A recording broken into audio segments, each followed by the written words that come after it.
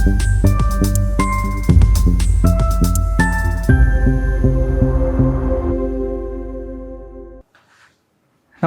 विद्यार्थी मित्र मैत्रिणींनो, आजच्या व्हिडिओमध्ये आपण नुकत्याच संपन्न झालेल्या राज्यसेवा मुख्य परीक्षेतील आंतरराष्ट्रीय संबंध या घटकावरती जे विचारलेले प्रश्न आहेत त्या प्रश्नांची उत्तरं कशी लिहायला पाहिजे होती, त्या प्रश्नांमध्ये कोणकोणते महत्त्वाचे मुद्दे यायला पाहिजे होते आणि त्याच्यामध्ये कोणकोणते महत्त्वाचे घटक यायला पाहिजे होते, त्या सगळ्या प्रश्नांची आपण आजच्या व्हिडिओमध्ये चर्चा करणार आहोत. आपल्या सगळ्यांना माहिती आहे की आपला आंतरराष्ट्रीय संबंध या विषयाचा जो सिलेबस आपल्या आयोगाने दिलेला आहे त्याच्यामध्ये एकूण त्यांनी 4 ठळक मुद्दे सांगितलेले आहेत. त्यातला पहिला मुद्दा कोणता आहे तर भारत आणि शेजारील राष्ट्र. आणि त्याच्यामध्ये असं अपेक्षित आहे की भारत आणि शेजारील राष्ट्रांशी असणारे आपले जे द्विपक्षीय संबंध आहेत त्याचा आपण त्या ठिकाणी अभ्यास करणं अभिप्रेत आहे. दुसऱ्या सिलेबसमधल्या घटकामध्ये त्यांनी आपल्याला असं विचारलेलं आहे किंवा असं सांगितलेलं आहे की भारताचे अनेक प्रादेशिक संघटना किंवा अनेक अशा प्रकारचे करार आहेत त्यांच्याशी असणारे कोणते संबंध आहेत किंवा त्या करारांचा किंवा त्या प्रादेशिक संघटनांचा भारतावरती कोणता परिणाम होतो, साधारणतः तशा आशेने आपल्याला त्यातला दुसरा घटक सिलेबसमध्ये सांगितलेला आहे. तिसऱ्या घटकामध्ये त्यांनी आपल्याला भारत आणि अशा देश ज्याच्यामध्ये विकसनशील आणि विकसित देशांचा समावेश होतो त्यांच्या धोरणांचा भारताच्या हितसंबंधांवरती कोणता परिणाम होतो तो एक सिलेबसमधला तिसरा घटक सांगितलेला आहे. आणि चौथ्या घटकामध्ये त्यांनी विविध आंतरराष्ट्रीय संघटना आणि त्यांचं कार्य आणि त्याची संरचना हा आपल्या सिलेबसमधला चौथा घटक त्यांनी सांगितलेला आहे. आता जर तुम्ही ह्या प्रश्नांचं बारकाईने निरीक्षण केलं तर तुम्हाला असं लक्षात येईल की त्यांनी याच्यामध्ये जे 4 प्रश्न विचारलेले आहेत त्यातले 2 प्रश्न हे संघटनांशी संबंधित आहेत. त्यातला एक जो प्रश्न आहे तो आंतरराष्ट्रीय संघटना UN संबंधित आहे आणि दुसरा जो प्रश्न आहे तो भारत ज्याच्यामध्ये सदस्य आहे अशा प्रादेशिक संघटना म्हणजे सार्क आणि बिमस्टेक या दोघांवरती विचारलेला आहे.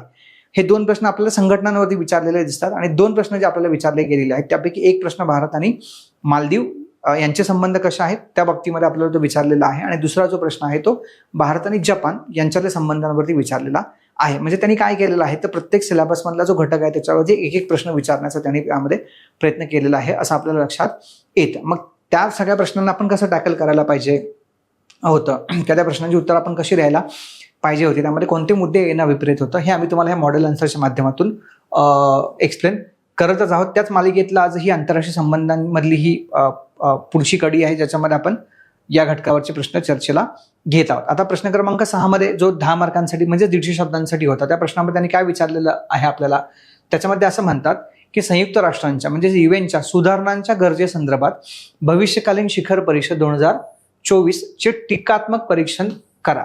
हाच प्रश्न जर तुम्ही इंग्रजीमध्ये वाचलात तर त्याच्यामध्ये त्यांनी असं म्हटलं क्रिटिकली एक्झामाइन काय तर United Nations summit of future 2024 with reference to need of United Nations reform.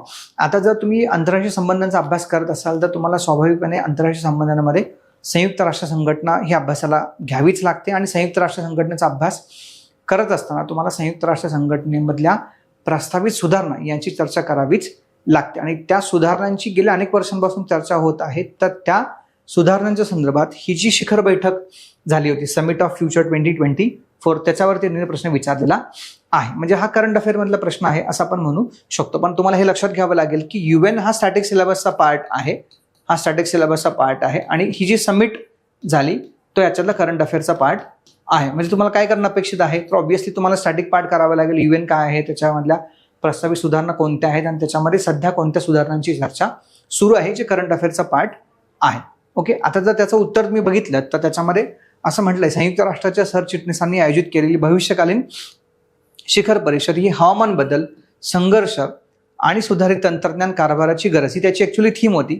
यासारख्या अस्तित्वाच्या धोक्यांना प्रतिसाद देण्यासाठी बोलवण्यात आली होती आणि बैठकीमध्ये उद्याच्या चांगल्या भविष्यासाठी बहुस्तरीय उपाय यावर भर देण्यात आला आणि संयुक्त राष्ट्रांच्या सुधारणांची गरज मान्य करण्यात आली. आता जर तुम्ही ह्या उत्तराचा पहिला पॅराग्राफ बघितला तर त्याला आपण इंट्रोडक्शन वाला पॅराग्राफ असं म्हणूया. म्हणजे या पहिल्या पॅराग्राफमध्ये त्या उत्तराचं इंट्रोडक्शन म्हणजे सुरुवात केलेली आपल्याला दिसून येते. आणि जर दुसरा पॅराग्राफ त्याच्यामधला तुम्हाला दिसतो तर त्याच्यामध्ये काय केलेलं आहे तर त्याच्यामध्ये ह्या क्वेश्चनची जी नेमकी गरज आहे ती ऍड्रेस करण्याचा प्रयत्न केलेला आहे. आता याची नेमकी गरज काय आहे, क्रिटिकली एक्झामाइन म्हणजे काय टीकात्मक परीक्षण करा. आता जेव्हा आपल्याला टीकात्मक परीक्षण करा असा प्रश्न विचारला जातो तर आपल्याला थोडंसं आपल्याला जो प्रश्न विचारलेला आहे त्याची नकारात्मक बाजू जास्त सांगणं अपेक्षित आहे किंवा त्याचं बारकाईने आपल्याला परीक्षण करावं लागेल. आणि जेव्हा आपण एखादी गोष्ट बारकाईने बघतो त्यातल्या त्रुटी किंवा उणीव आपण त्या निमित्ताने शोधण्याचा प्रयत्न करत असतो. मग जेव्हा आपण ह्या त्रुटी किंवा बारकावे ह्याच्यातनं शोधण्याचा प्रयत्न करतोय तर त्याच्यामध्ये तुम्ही जर या दुसऱ्या पॅराग्राफमधले पहिले काही मुद्दे बघितले तुम्हाला लगेच लक्षात येईल की ही शिखर परिषद काय होती याच्याबद्दल सांगितलेलं आहे. त्याचबरोबर या शिखर परिषदेमध्ये भारतासारख्या विकसनशील देशांनी समकालीन सत्ता वाटप प्रतिबिंबित करण्यासाठी कायमस्वरूपी आणि तात्पुरत्या अशा दोन्ही सदस्यत्वांच्या विस्ताराची मागणी केली आहे. मात्र हा मुद्दा महत्वाचा आहे, सुरक्षा परिषद सुधारणाबाबत ठोस वचनबद्धता देण्यामध्ये ही परिषद अपयशी ठरली, ज्यातून कायमस्वरूपी राजकीय मतभेद अधोरेखित झाले. म्हणजे तुम्हाला जे क्रिटिकली एक्झामाइन टिकात्मक परीक्षण जे विचारलेलं आहे हे खरं तर त्याचं टिकात्मक परीक्षण आहे. म्हणजे ती शिखर बैठक झाली, समिट झाली, पण त्याची नेमकी मर्यादा काय होती? कारण एवढी चर्चा होऊन सुद्धा ह्याच्यामध्ये ठोस वचनबद्धता म्हणजे कुठलीही डेडिकेट म्हणजे एक प्रिसाईज कमिटमेंट देण्यामध्ये आपल्याला इथं अपयश आलेलं दिसतं आणि राजकीय मतभेद पण त्या ठिकाणी पुन्हा एकदा अधोरेखित झालेले आहेत. हे खरं तर त्याचं टिकात्मक परीक्षण आहे. बरेच विद्यार्थी काय करतात, ती समिट काय होती, त्या समिटमध्ये काय चर्चा झाली हे त्यामध्ये लिहिण्याचा प्रयत्न करतात. ह्याच्यापेक्षाही तुम्हाला काय लिहिणं अपेक्षित होतं, त्याचं टिकात्मक परीक्षण. हाच प्रश्न डिस्कस किंवा चर्चा करा असा जर असताना तर कदाचित तुम्हाला ह्या समिटमध्ये काय काय झालं, कोणकोणत्या गोष्टींची चर्चा झाली, पुढे काय झालं, हे सगळे मुद्दे तुम्हाला त्यामध्ये मांडता आले असते. मात्र टिकात्मक परीक्षणामुळे ह्या उत्तराचा रोख आपल्याला बदलला दिसतो. त्याचबरोबर आपण याच्यामध्ये काय केलेलं आहे, तर कोणत्या गोष्टी चांगल्या ह्याच्यामध्ये घडलेल्या आहेत हे पण त्याच्यामध्ये सांगण्याचा प्रयत्न केलेला आहे. आता टिकात्मक असल्यामुळे आपण निगेटिव्ह बाजू पहिल्यांदा घेतली आणि नंतर पॉझिटिव्ह बाजू घेत आहोत. मग ह्याच्यामध्ये या परिषदेने सर्वसमावेशक जागतिक कारभार, डिजिटल सहकार्य, आंतरराष्ट्रीय कायदा बळकट करण्यावरती भर दिला. या परिषदेचे निष्कर्ष प्रामुख्याने घोषणात्मक स्वरूपाचे आहे. पुन्हा ही त्याची काय आहे, एक टीका आहे, ते बंधनकारक नाहीत. परिणामी त्यांच्या अंमलबजावणीवरती काय येतात, मर्यादा येतात. मोठ्या राष्ट्रांमधील सहमतीचा अभाव संस्थात्मक पुनर्रचनेमध्ये अडथळा ठरत आहे. म्हणजे पुन्हा एकदा त्याच्या मर्यादेवरती भाष्य केलेलं आपल्याला दिसतं. आणि हा तिसरा पॅराग्राफ जो आहे त्याच्या कन्क्लुजनचा आहे, कन्क्लुडिंग रिमार्कचा आहे. थोडक्यात म्हणजे अशा शब्दांनी तुम्ही काय करू शकता, ते दोन पॅराग्राफ कनेक्ट करू शकता. भविष्यकालीन शिखर परिषद हे जागतिक सहकार्य पुनरुज्जीवित करण्याच्या दिशेने टाकलेले एक पाऊल असले तरी ते सध्याच्या संयुक्त राष्ट्र प्रणालीच्या मर्यादा अधोरेखित करते. आणि अशावरती त्याला आपल्याला त्याचा समारोप केलेला दिसतो. मग आपल्याला काय करणं अपेक्षित होतं, हा प्रश्न बारकाईने वाचणं अपेक्षित होतं. आणि जेव्हा टीकात्मक परीक्षण हा शब्द तिथे वापरलेला आहे तर त्याची नकारात्मक बाजू जास्त हायलाईट करून आपल्याला त्याचा तशा पद्धतीने समारोप करणं अपेक्षित होतं. तर ज्या ज्या विद्यार्थ्यांनी त्याची नकारात्मक बाजू हायलाईट केली त्यांनी त्या क्वेश्चनची डिमांड पूर्णपणे ओळखली आहे असं त्याचा अर्थ होतं. मग हा एक प्रश्न आपल्याला याच्यावरती विचारलेला दिसतो जो UN रिलेटेड आहे, आंतरराष्ट्रीय संघटना याच्याशी रिलेटेड तो प्रश्न आहे. हा 2025 आपल्या मुख्य परीक्षेमध्ये विचारला होता. थोडंसं बारकाईने तुम्ही जर बघितलं तर 2025च्या UPSCच्या मुख्य परीक्षेमध्ये पण UN सुधारणांवरती प्रश्न आपल्याला आलेला दिसतो. म्हणजे तुम्ही तशी हिंट पण त्याच्यातनं घेऊ शकता. आता दुसरा प्रश्न जो विचारलेला आहे तो भारत आणि जपान यांच्याबद्दलचा आहे. आता त्याच्यामध्ये त्यांनी काय विचारलेलं आहे, भारत आणि जपानमधील नेक्स्ट जनरेशन मोबिलिटी पार्टनरशिपची ठळक वैशिष्ट्ये काय आहेत, यामुळे भारतातल्या दळणवळणाच्या आव्हानावरती कशी मात केली जाण्याची शक्यता आहे. म्हणजे हा प्रश्न 10 मार्काला आपल्याला विचारलेला आहे आणि खरं तर याच्यामध्ये 2 उपप्रश्न आहेत. मग असे जर 2 उपप्रश्न याच्यामध्ये असतील तर तुम्ही 4 पॅराग्राफ त्याचे करू शकता. किती पॅराग्राफ करू शकता, 4 पॅराग्राफ करू शकता. पहिल्या पॅराग्राफमध्ये तुम्ही त्याचं इंट्रोडक्शन करू शकता, दुसऱ्या पॅराग्राफमध्ये त्याची ठळक वैशिष्ट्य सांगू शकता, तिसऱ्या पॅराग्राफमध्ये आपण त्या आव्हानांवरती कशी मात केली हे त्याच्यामध्ये तुम्ही सांगू शकता, आणि चौथ्या पॅराग्राफमध्ये त्याचा आपल्याला समारोप करता येतो. तर असं पण त्याला सुटसुटीतपणे आपल्याला मांडता येतं. आता हा प्रश्न जर आपल्याला सोडवायचा असेल तर लक्षात ठेवा, हा जो नेक्स्ट जनरेशन मोबिलिटी पार्टनरशिपचा मुद्दा होता तो 2025 मध्येच भारत आणि जपानमध्ये चर्चेला आला होता. त्यासाठी तुम्हाला करंट अफेअर वाचणं अपेक्षित होतं, प्लस तुम्हाला स्टॅटिक सिलेबस म्हणजे भारत आणि जपानचे संबंध कसे आहेत हे पण माहिती असणं अपेक्षित होतं. कारण दुसऱ्या महायुद्धानंतर जेव्हा भारताला स्वातंत्र्य मिळालं, जपानला अणुबॉम्बच्या हल्ल्याला सामोरं जावं लागलं, त्याच्यानंतर लगेचच भारत आणि जपानमध्ये डिप्लोमॅटिक रिलेशन्स एस्टॅब्लिश झालेले आपल्याला दिसून येतात. दोन्ही देश शांतताप्रिय आहेत. जपान हा तंत्रज्ञानाने प्रचंड पुढारलेला असा देश आहे. ह्या जपानने वेळोवेळी आपल्याला एक ऑफिशियल डेव्हलपमेंट असिस्टन्स आपल्याला प्रदान केलेली दिसते आणि खूप चांगल्या पातळींवरती दोन्ही देशांचे संबंध असलेले आपल्याला दिसून येतात. भारत आणि जपान यांच्यामध्ये आपण विचार केला तर जवळपास 50,000पेक्षा जास्त भारतीय जपानमध्ये राहतात आणि जपानमधल्या वेगवेगळ्या क्षेत्राला ते कॉन्ट्रीब्यूट करत राहतात. जपानच्या टोकियो शहरातला असा एक एरिया पण आहे ज्याला खरं तर मिनी इंडिया म्हणून ओळखलं जातं. म्हणजे असे खूप चांगल्या प्रकारचे संबंध भारत आणि जपानमध्ये आहेत. आणि नेक्स्ट जनरेशन मोबिलिटी, आता जपानमधनं बुलेट ट्रेन येते, जपानमधूनच आपल्याला मेट्रोचं तंत्रज्ञान आलेलं दिसतं. त्या संदर्भामध्ये 2025 साली जी घडामोड घडली त्याच्यावर तिने आपल्याला प्रश्न विचारलेला आहे. जर तुम्ही ते बारकाईने वाचलं तुमच्या असं लक्षात येईल, भारत आणि जपानमधले 2025 साली स्वीकारण्यात आलेली नेक्स्ट जनरेशन मोबिलिटी पार्टनरशिप म्हणजे अर्थव्यवस्था, तंत्रज्ञान, दळणवळण आणि मानवी संसाधन क्षेत्रातील उपाययोजनांचा पुढील 10 वर्षांसाठीचा व्यूहात्मक दस्तावेज आहे. आणि त्याच्यामध्ये मग आधुनिकीकरण करण्यासाठी ते सहकार्य केलेलं आहे असं त्याच्यामध्ये सांगितलेलं आहे. म्हणजे हा पहिला पॅराग्राफ इंट्रोडक्शनचा दिसतो. या प्रश्नामध्ये त्यांनी आपल्याला जे विचारलं होतं त्या पार्टनरशिपची ठळक वैशिष्ट्य काय आहेत ते आपल्याला ह्या दुसऱ्या पॅराग्राफमध्ये दिसतात. 5 वैशिष्ट्य त्याच्यामध्ये सांगितलेत. स्वच्छ दळणवळण, तंत्रज्ञान हस्तांतरण आणि नाविन्यता, पायाभूत सुविधांचा विकास, गुंतवणूक आणि सहकार्य आणि धोरणात्मक सुसंगतता, हे तर त्याची 5 ठळक वैशिष्ट्य आपल्याला त्याच्यामध्ये नमूद केलेली दिसतात. आणि ह्याच प्रश्नाचा दुसरा पार्ट जो होता की त्याच्यामध्ये कोणकोणत्या प्रकारची आव्हानं होती ते इथे सांगितलं. भारतातील दळणवळणांच्या आव्हानांना संबोधित करणे, मग ते कशा प्रकारे त्या दळणवळणाच्या आव्हानांना संबोधित केलं जातं हे आपल्याला त्याच्यामध्ये सांगितलेलं आहे. हा आपल्या उत्तराचा तिसरा पॅराग्राफ आहे. आणि ह्या चौथ्या पॅराग्राफमध्ये तथापि उच्चतम खर्च, पायाभूत सुविधांची कमतरता, धोरणात्मक समन्वयाचा अभाव यासारखी आव्हाने अजूनही कायम आहेत. म्हणजे त्याचा कन्क्लुडिंग रिमार्क केलेला इथं आपल्याला दिसतो. मग ह्या प्रश्नाचं उत्तर लिहिण्यासाठी तुम्हाला सरळ त्याचे 4 पॅराग्राफ पडणं अपेक्षित होतं.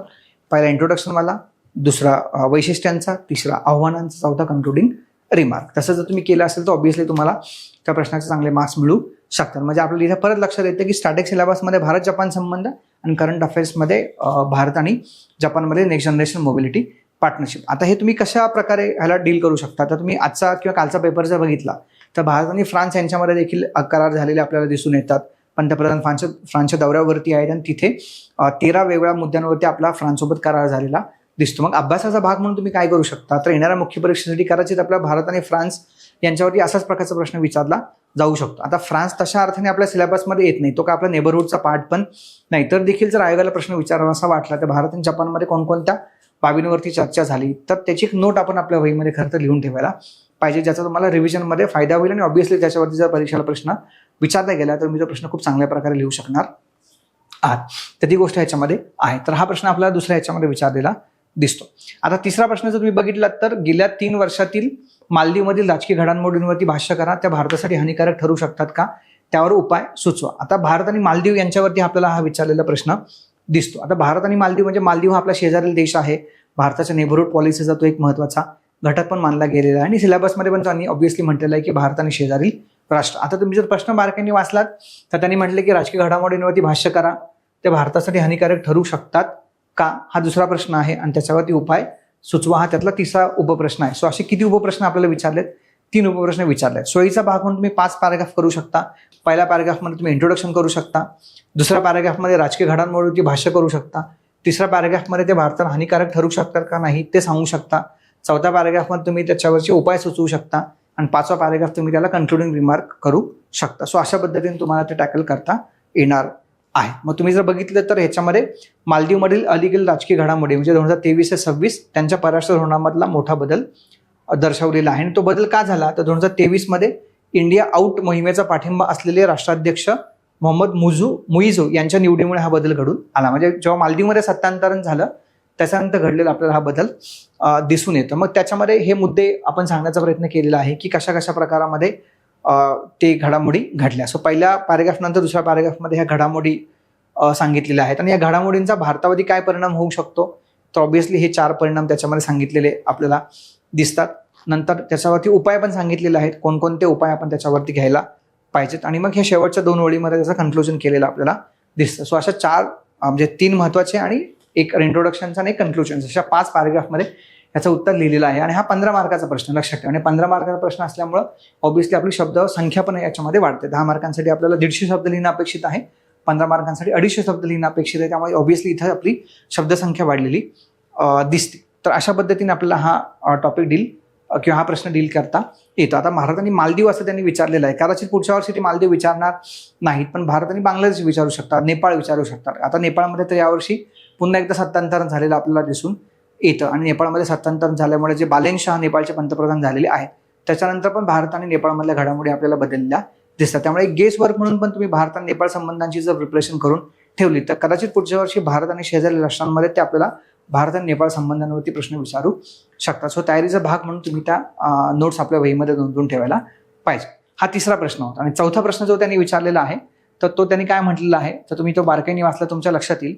भारताच्या राष्ट्रीय हिताच्या संदर्भात सार्क आणि बिमस्टेक यांची तुलना करा आणि भारतासाठी या प्रादेशिक संघटनांचे महत्त्व काय आहे. म्हणजे परत त्यांनी आपल्याला 2 उपप्रश्न विचारले. एक पहिला प्रश्न तुलनेचा आहे, दुसरा प्रश्न महत्त्वाचा आहे. म्हणजे परत तुम्ही किती पॅराग्राफ करू शकता, 4 पॅराग्राफ करू शकता. हा पहिला इंट्रोडक्शनवाला पॅराग्राफ तुम्हाला याच्यामध्ये दिसेल. सार्क आणि बिमस्टेक या दोन्ही संघटना भारताच्या शेजारी आणि विस्तारित शेजारी धोरणाच्या केंद्रस्थानी आहेत. म्हणजे इंडियाज नेबरहुड आणि इंडियाज एक्सटेंडेड नेबरहुड पॉलिसी ज्याला म्हटलं जातं त्याच्या त्या केंद्रस्थानी आहेत. परंतु भारताचे राष्ट्रीय हित जपण्याच्या बाबतीमध्ये ते एकमेकांपासून लक्षणीयरित्या भिन्न आहेत. म्हणजे त्याचं इंट्रोडक्शन त्याच्यामध्ये केलेलं आहे. याच्यामध्ये तुम्ही एक ओळ टाकू शकता, सार्कची स्थापना कधी झाली, 1984 झालेली आहे. बिमस्टेकची स्थापना कधी झाली, 1997 झालेली आहे. तर हे पण तुम्ही ॲडिशनल त्याच्यामध्ये मेन्शन करू शकता, जेणेकरून ती संघटना कधी स्थापन झाली हे पण लक्षात येईल. तुम्ही त्या सदस्यांची नावं पण त्याच्यामध्ये टाकू शकता, जसं की सार्कमध्ये जेवढे पण सदस्य आहेत त्याच्यातनं आपण पाकिस्तानला वगळलात तर उरलेले सदस्य बिमस्टेकमध्ये पण आहेत. खरं तर पाकिस्तानला ह्या सगळ्या प्रोसेसमध्ये बायपास करण्यासाठीच बिमस्टेक स्थापन झाली असावी, कारण सार्कचे जेवढे सदस्य आहेत त्यामधला पाकिस्तान सोडून इतर सगळे सदस्य बिमस्टेकमध्ये आपल्याला दिसतात. Bay of Bengal initiative for multi sectoral technical and economic cooperation असं बिमस्टेकचा फुल फॉर्म आहे. पण तो प्रादेशिक संघटना असल्यामुळे आपल्याला त्याचा अभ्यास करणं अपेक्षित आहे. आता एक महत्त्वाची आणि आश्चर्याची गोष्ट म्हणजे सार्क आणि बिमस्टेक ह्या दोन्ही संघटना तशा फार काही करत नाहीत, किंवा त्यांचं वर्षभरात तुम्ही ट्रॅक रेकॉर्ड बघितलं त्याच्यामध्ये काहीच फारशी त्यांची कामगिरी आपल्याला दिसून येत नाही. मात्र त्यांच्यावरती आपल्याला वारंवार परीक्षेमध्ये प्रश्न विचारलेला दिसतो. UPSCच्या मुख्य परीक्षेमध्ये पण असतो आणि MPSCच्या मुख्य परीक्षेमध्ये ऑब्व्हियसली तो विचारला गेलेला आहे. तर 2 उपप्रश्न आहेत, तर कमीत कमी 4 पॅराग्राफ करू शकतो आपण. हा इंट्रोडक्शन मला पॅराग्राफ झाला. दुसऱ्या पॅराग्राफमध्ये त्याची तुलना केलेली आहे.